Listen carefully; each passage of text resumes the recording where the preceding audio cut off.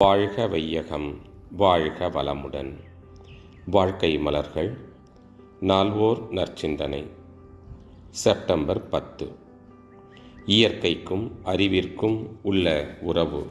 தலைப்பு: ஒடுங்கியும் விரிந்தும், பொருளாகவும் கருத்தாகவும், நன்மையாகவும் தீமையாகவும், இன்பமாகவும் துன்பமாகவும் இயங்கும் அறிவை உடைய மனிதன் எந்த அளவுக்கு எவ்வளவு ஆழ்ந்து இயற்கையை, அதன் உண்மைகளை, இரகசியங்களை உணர்ந்து கொள்ளுகின்றானோ அந்த அளவிற்கே அவன் வாழ்வில் வெற்றியும் மகிழ்ச்சியும் நிறைவும் அமைதியும் பெறுகிறான்.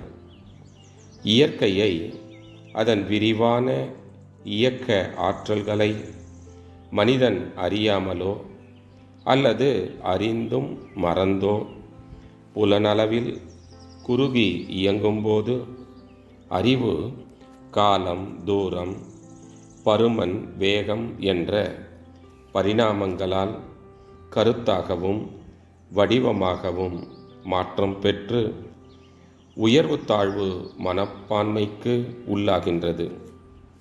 இந்த நிலையில் அறிவுக்கு தன்முனைப்பு, அதாவது ஈகோ எனும் சிறுமை நிலை உண்டாகின்றது.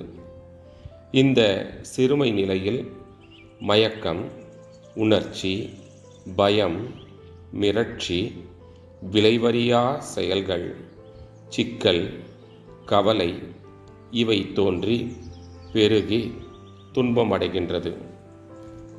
இயற்கையோடு விரிந்தும் ஆழ்ந்தும் அதன் பெருமையோடு ஒன்றும்போது விளக்கம், விழிப்பு, அன்பு, கருணை, நிறைவு, அமைதி, மகிழ்ச்சி இவை பெற்று அமைதி பெறுகிறது.